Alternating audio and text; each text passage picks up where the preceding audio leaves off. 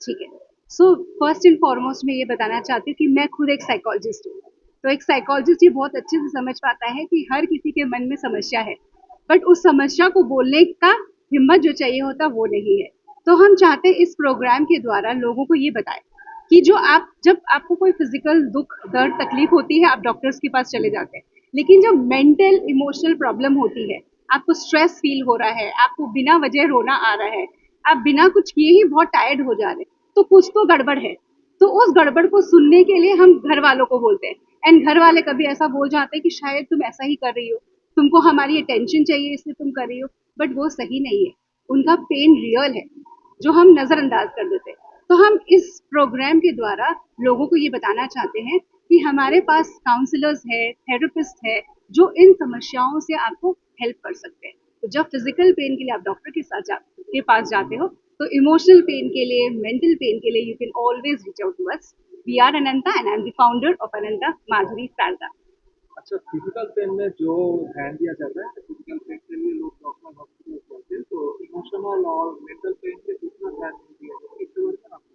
हाँ, तो वो इसलिए ध्यान नहीं दिया जाता क्योंकि बचपन से ही हमें सिखा दिया है ना कि अगर ऐसा बोल रही है मतलब ये नाटक कर रही है, या इसको कुछ चाहिए इसलिए बहाना करे, बिना काम के बिना टायर्ड कैसे हो सकती है।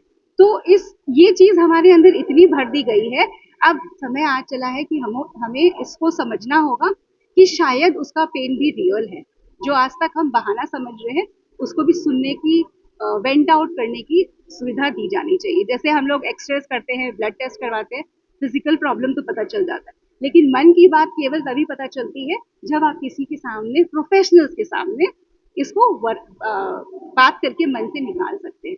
तो वो आपको समझा सकते हैं ये प्रॉब्लम कहाँ से आ रही है, क्योंकि बहुत सारी प्रॉब्लम आपके मेडिकल रिपोर्ट्स में नहीं आएंगी, क्योंकि वो साइकोसोमैटिक होती है, वो आपके मन के थ्रू आपके बॉडी को अफेक्ट कर रही है। इसी वजह से आप टायर्ड हो जाते हैं या बेवजह रोना आ रहा है, तो उसको डील किया जा सकता है। अच्छा, इसका काम के ऊपर कैसा कितना और जैसे मैं अगर आपको बताती हूँ कि दिस इज साइंटिफिकली प्रूवन कि अगर एक आदमी किसी चीज की वजह से लो फील करता है, तो ऑलमोस्ट 72 घंटे, 72 hours is needed for that man और that woman to come back to their normal level of work. तो ये स्ट्रेस की वजह से, stress is now a silent killer.